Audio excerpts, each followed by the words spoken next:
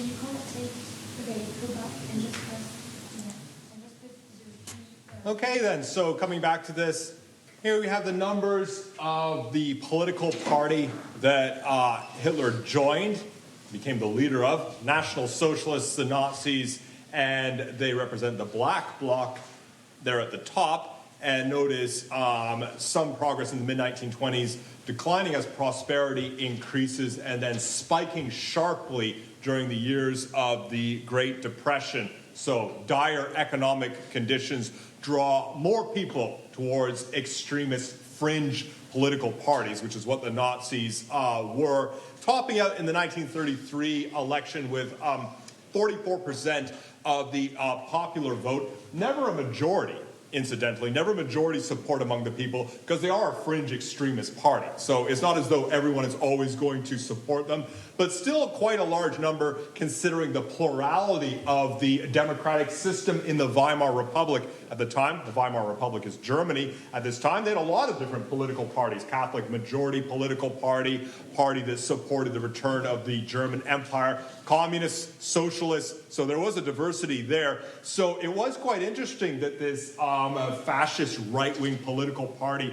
gained support. Well, the party itself never really had strong support from the local population. It was really Hitler himself who helped kind of spearhead this movement, because after the war, he discovered a talent. And it was really the only one talent he actually had. He was a gifted public speaker and orator. And so, like your ideal Democratic candidate, every time there was an election in Germany, and there were a lot of them at this time due to the failure to form a lasting government, there was Hitler hitting the campaign trail, filling auditoriums, speaking venues in villages, towns, and cities. And he had an ability to strike a chord with people and to inspire people just through the speeches that he used to give.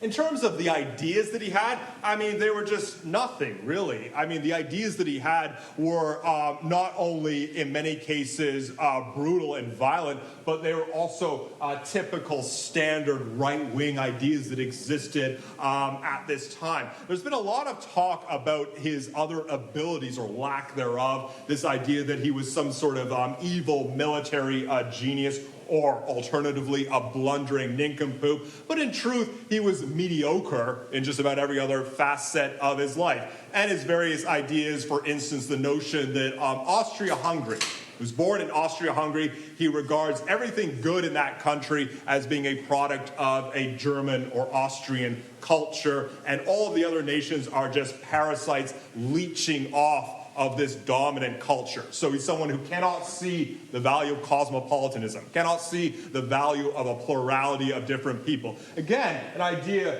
that is not only narrow and bigoted, but not that unusual. A lot of people probably would have thought that. Not everybody, but a lot of people. His conspiracy theories, his violent anti-Semitism, again, not particularly atypical ideas, not universal, but a lot of ideas that many people had.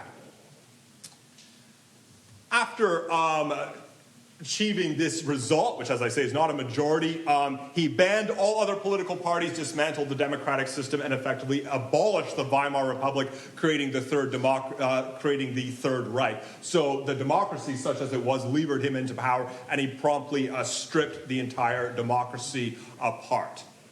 Britain's response to the rise of the Nazis, there wasn't much of a response, but it's important to kind of pause a little bit over these. To begin with this topic, though, of lessons on democracy, here's an important lesson that we could learn in the modern era, or that Britain and America could learn about the viability of democracy as a political system in other countries. As I mentioned, Hitler kind of worked through the democracy that existed in the Weimar Republic and then eradicated it as soon as he was in power. Now, of course, there was dissent and resistance in Germany, a lot of it from a lot of different quarters and directions, but other people supported him. Not only supported him as a leader, but also supported his efforts to basically destroy the existing democracy. And why would they do that? Why would the people in Germany do that? Well, the biggest reason is that their experiences with democracy had been negative up to that point.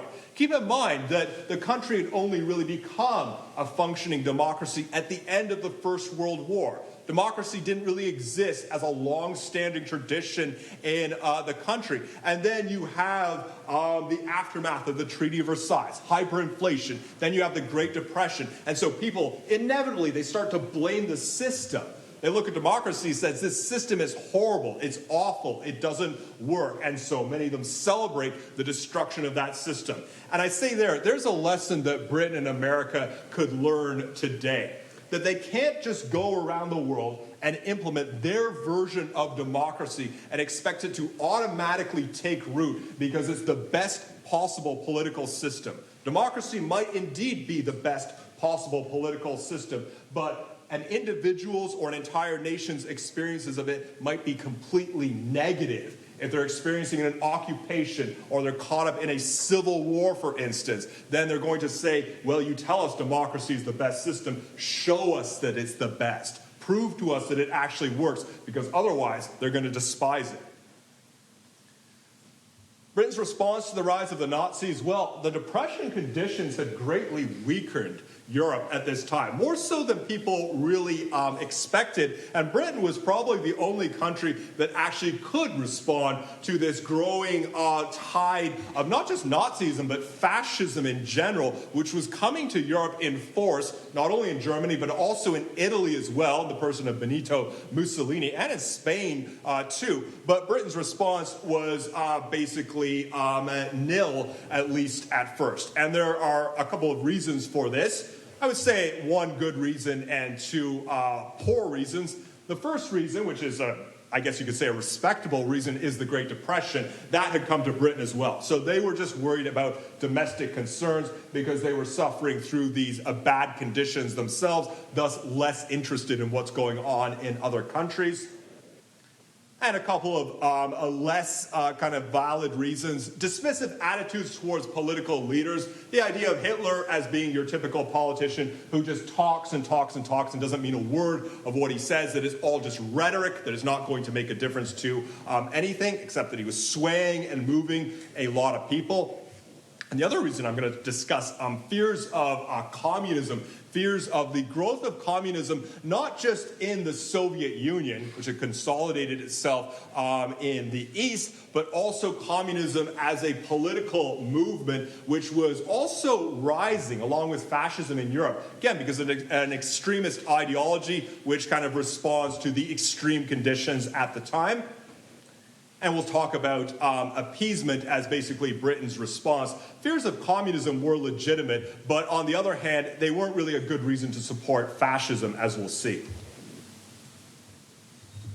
So we should pause over this idea of the fears of communism to understand the situation in Europe, the broader picture. So when we left off speaking about the Soviet Union, there had been this two-part revolution that had occurred there. First the provisional government, then the Bolsheviks, the communists coming to power. Then there were 10 years of civil war and power struggles at the top of the regime, until finally the Soviet Union emerged in the 1930s under its dictatorial leader, Joseph Stalin, emerged as a modern industrial society, albeit one capable of enormous levels of oppression. This became Joseph Stalin's basic plan with the Soviet Union to implement this rapid process of industrialization, because Russia, at the time of the revolution, was largely an agrarian society. It was one of the European countries that hadn't really experienced the full scope of industrialization yet.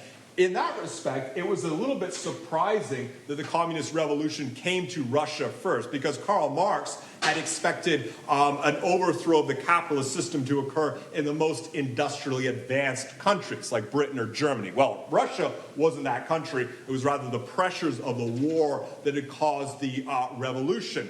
Joseph Stalin, with his kind of a top-down mass mobilization approach, his famous 5-year plans, implemented this rapid, accelerated process of industrialization, basically in which he tried to make up the gap between the Soviet Union and other European countries in the space of 10 years. I mean, it was about a 100-year gap, but he said, we're going to build factories, we're going to build giant dams, we're going to build cities, and we're all going to do all this stuff at this frantic, rushed pace. And they did these things over the course of the late 20s and the 1930s. Built a metro system, for instance. So you see an example of Stalinist architecture in a Moscow metro station.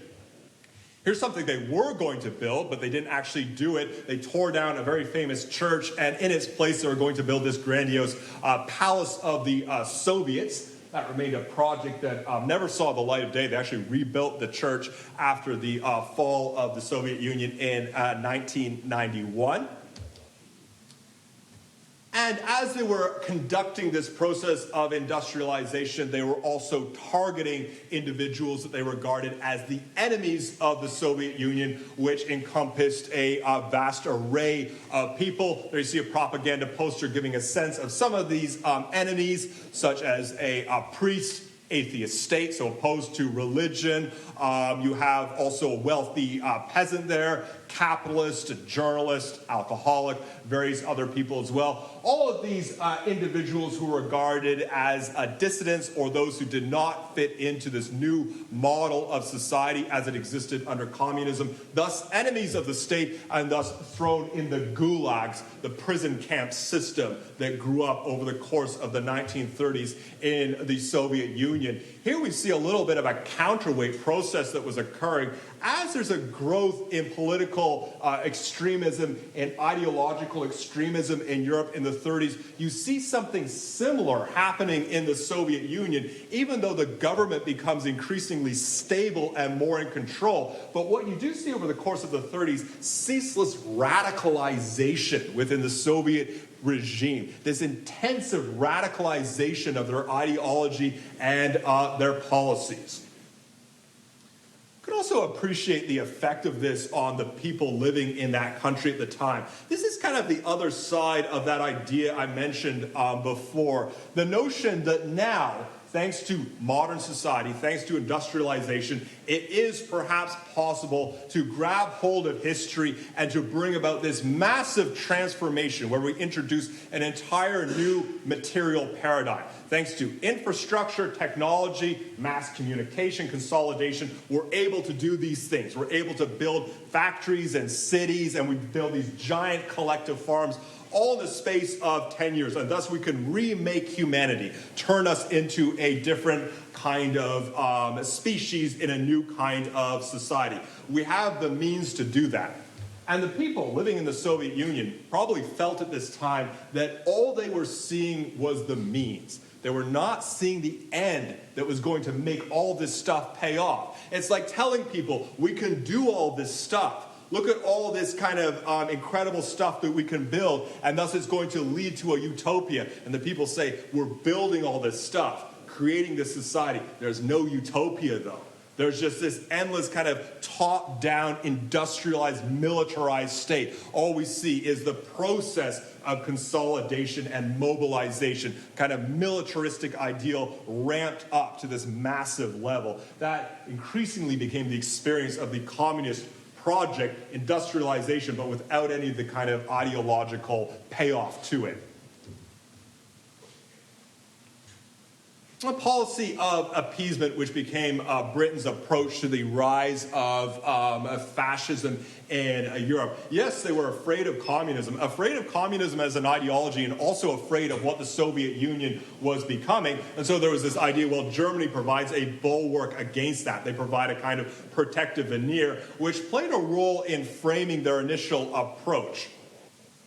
Adolf Hitler and the Nazis had territorial ambitions in Europe, beginning in Czechoslovakia, which is a state that emerged out of the end of the First World War. There was a region that Hitler claimed to want to incorporate into Germany. That would be the Sudetenland, which is this area around the periphery of Czechoslovakia, a German-speaking region, and this provoked a crisis in 1938 with resistance coming from Britain and France. Now, Adolf Hitler's territorial ambitions were not unexpected. He'd basically been saying all along that those were his intentions. He'd been speaking for a long time about Germany being caught in this pincer between hostile states and the fact that the country does not have enough living space, not enough access to natural resources, not enough access to petroleum, to energy resources. And so he'd been speaking for a long time about expanding the borders of his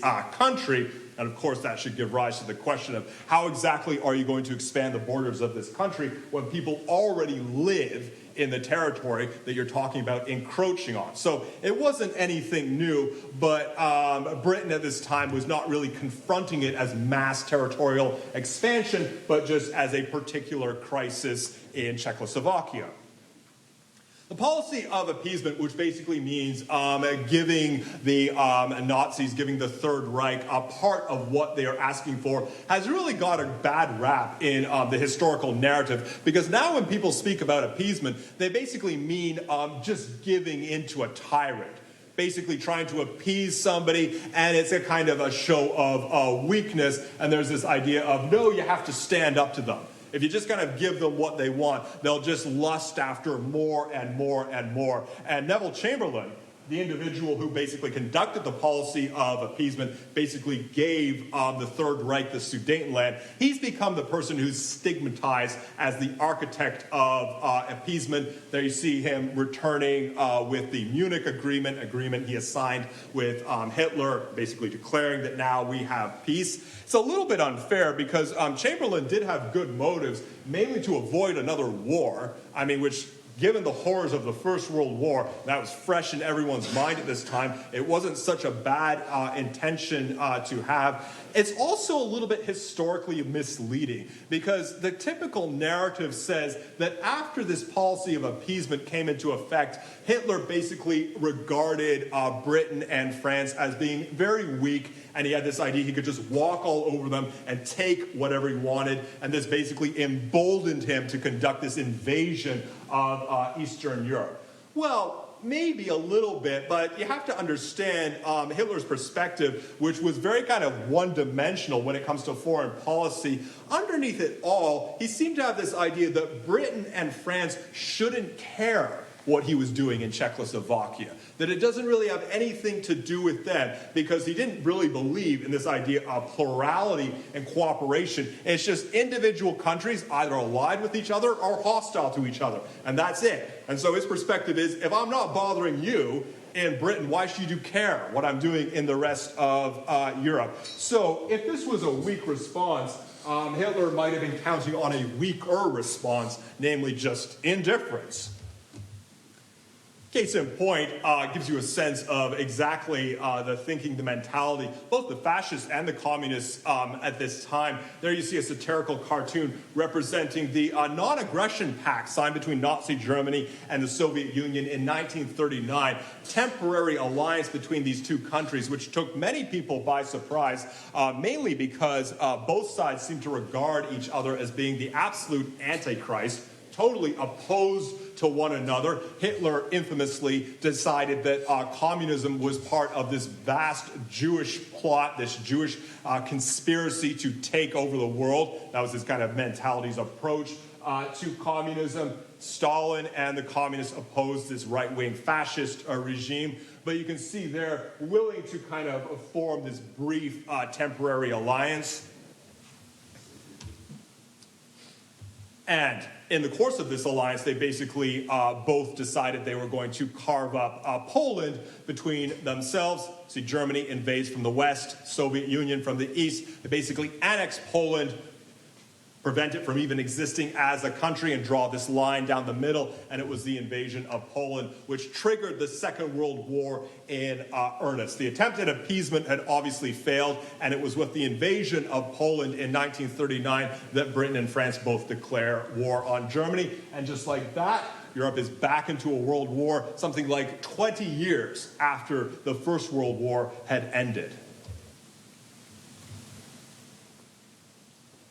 So there was a brief lull, and then there was a German invasion of France, Belgium, Holland, and Luxembourg, which was remarkably successful. Over a 6-week period in the spring of 1940, Germany launched a successful conquest, and France fell with shocking speed. And you only have to think about this as a contrast to the First World War, where there was this stalemate that basically lasted the entire war, the front line not budging. Well, not so this time. This time, Germany's invasion just rolled over France with remarkable speed, and this just closed off the Western Front for 4 years until the D-Day invasions of 1944.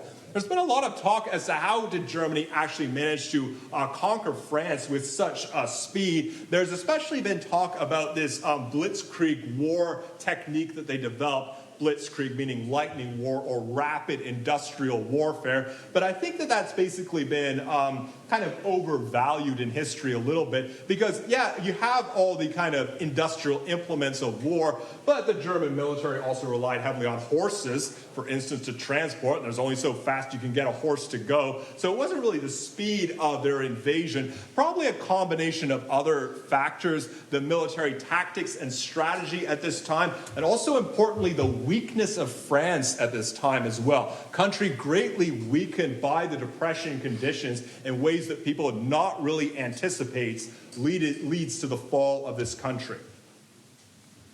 And just like that, as I say, over a 6-week period, conquest of France, and you have Britain left alone in the war. This became the situation. And you see another poster depicting the situation there. Very well alone there, with Britain standing alone, preparing for the Battle of Britain. By this point, Britain had become intent on staying in the war. Now, here's another kind of interesting side note of history.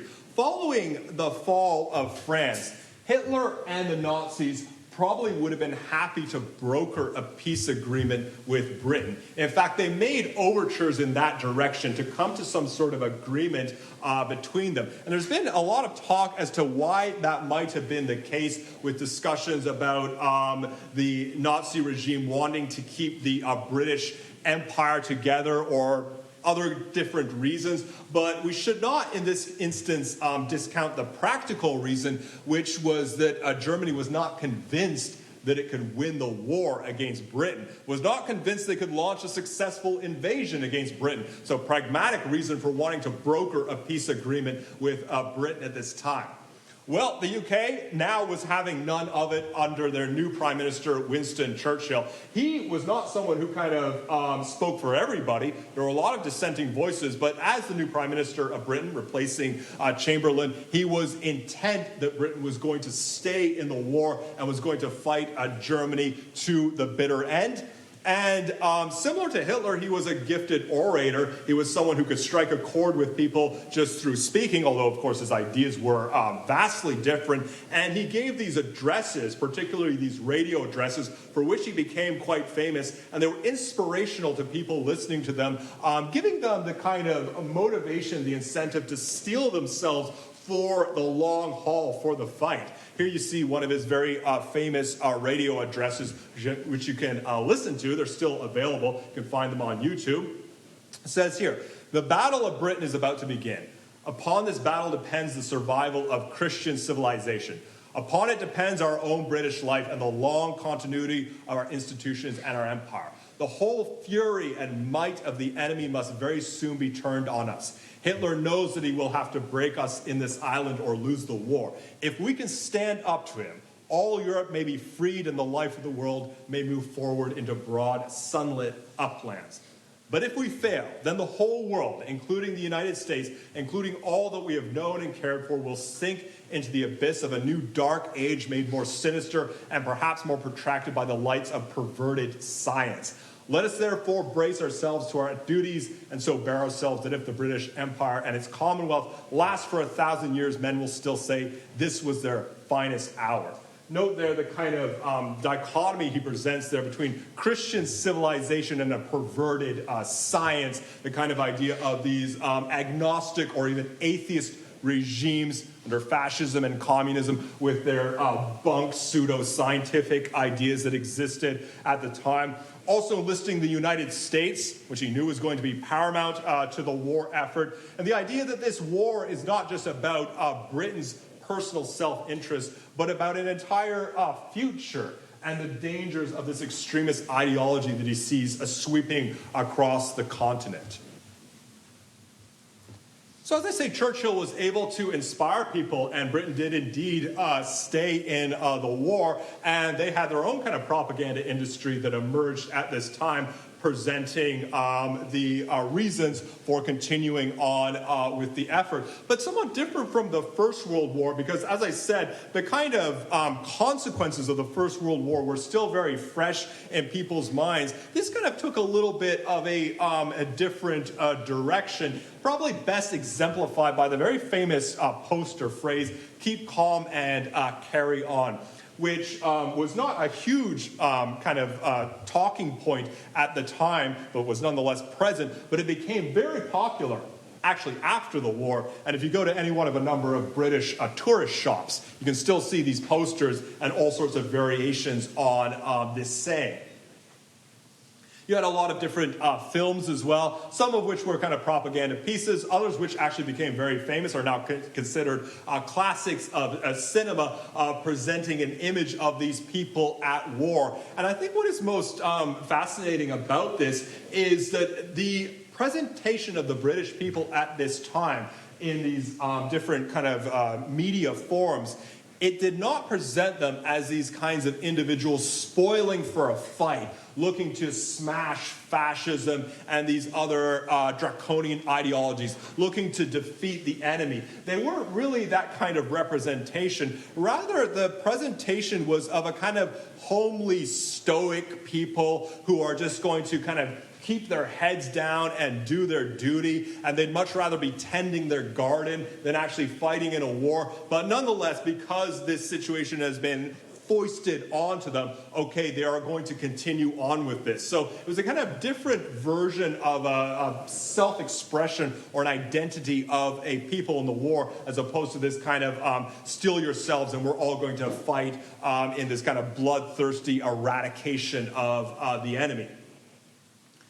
I would say that the Second World War was probably the last time that Britain as a whole had a strong sense of unified identity. And you only have to consider what happened immediately after the war, which was the disintegration of the empire. That's the irony of Churchill's address. He talks about the British Empire lasting for another 1,000 years. Well, it lasted for 0 years, basically, after the war. India with its independence movement, and then independence movements in all sorts of other countries as well. It was almost this kind of the last heyday for this entire kind of cultural ethos that existed for a long time. That gave a sense of unity and cohesion and national identity, which I don't think the country has had since then. It's almost as though Britain has been kind of struggling to sort of understand what will be its ethos or identity moving forward after this.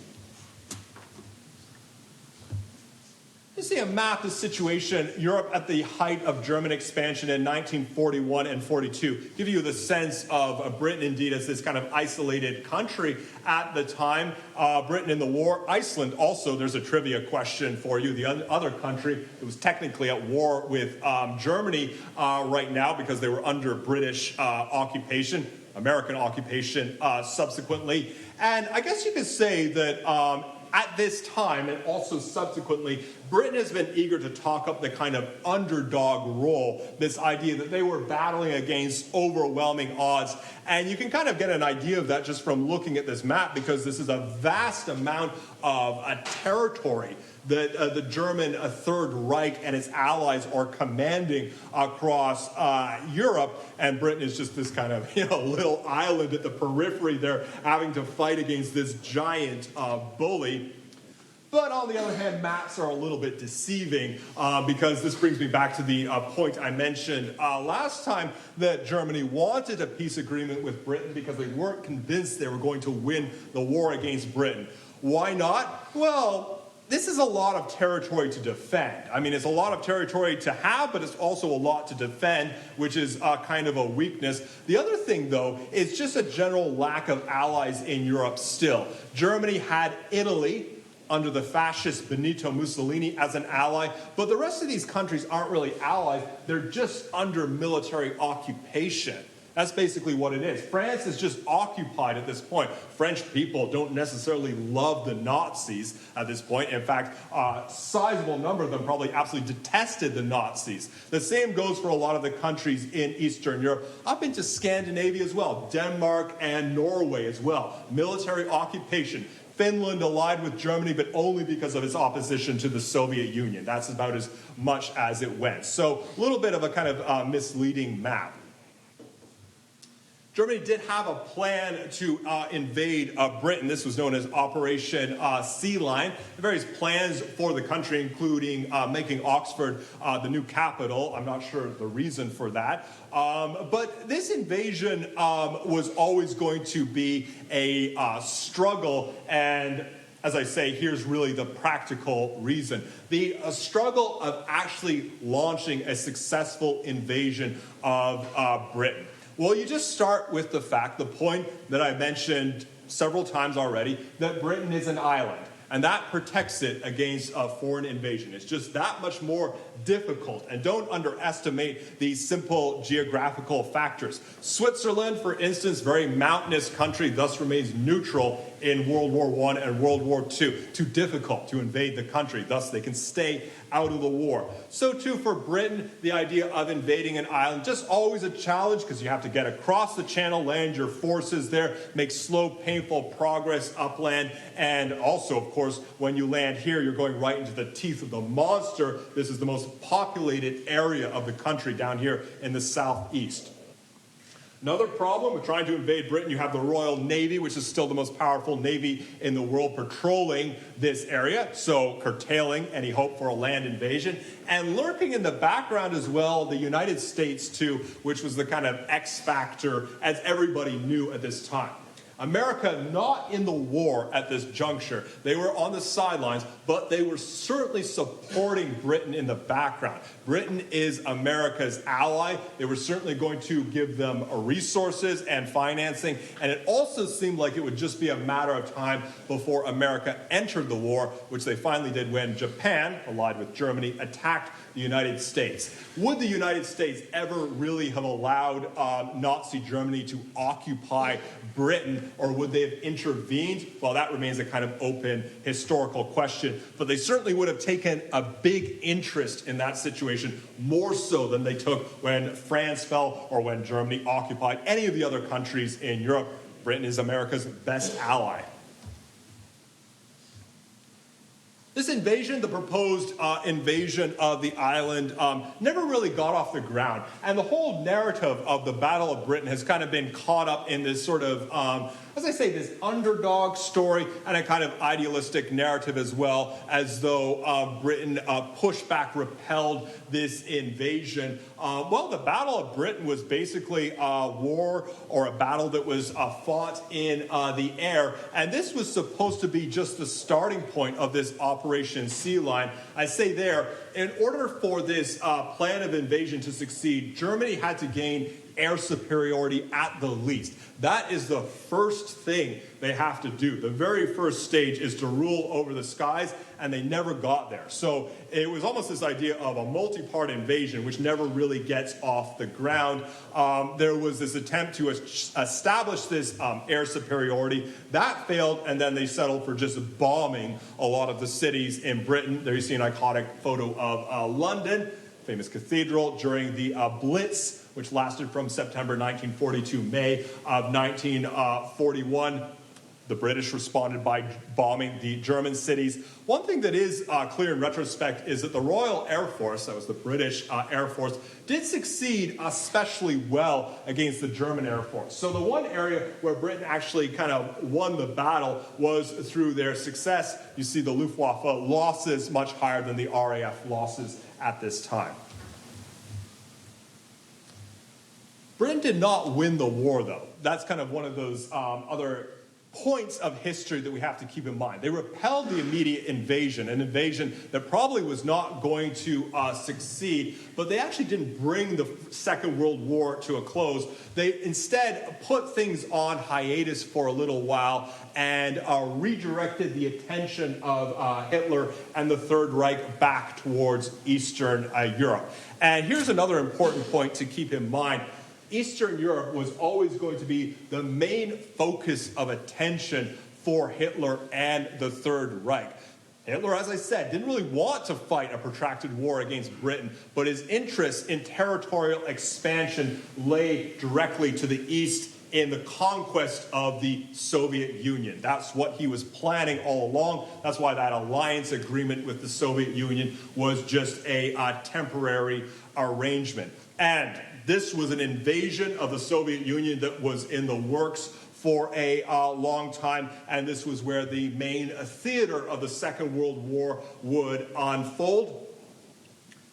Things starting on June 22nd, 1941, when some 3 million German soldiers advanced into the Soviet Union, stocked with thousands of artillery pieces. This invasion, codenamed Operation Barbarossa, was and is the largest military offensive in human history. And there they met some 3 million Red Army soldiers arrayed on the banks of the Soviet Union, unleashing this titanic battle between the fascist and communist regimes, two draconian authoritarian regimes that had already basically proven their disregard for human life, not just the enemy life, but the lives of their own citizens, a struggle that became the scene for the Holocaust, the systematic murder of the European Jews, and a place where destruction, carnage was wreaked on an unimaginable level. The invasion routes of the Soviet Union beginning in 1941 in the summer, as I say, and up to in the early winter of 1941. There you can see Germany threatening Moscow, actually initially laying siege to Leningrad or St. Petersburg at this time as well. Siege would not be broken to before 1944. The initial invasion failed. The German army exhausted its advancement capabilities. They were driven back as much by the harsh weather, winter conditions, as by anything else, but launched subsequent invasions as well into the south and the east, trying to secure energy resources, petroleum, reaching as far as Stalingrad, which became the site of a very famous battle which was fought over the winter of 1942 and 43. Battle of Stalingrad was probably the biggest turning point in the European war, featuring street by street and building by building fighting, intensive close quarters combat and fighting. The massive German Sixth Army was actually beginning to win this battle when it was cut off by a Soviet counteroffensive on their back flanks. All told, anywhere between 1 and 2 million people were killed or wounded in this battle alone. This certainly swung the tide in favor of the Soviet Union. And the Soviet Union, as this kind of modern industrial state, militarized state, had its own powers of coordination and mobilization, not only for marshaling millions of soldiers, but also an entire population brought together into this giant war effort, constructing tanks, weaponry, and the momentum of the war swung the other way.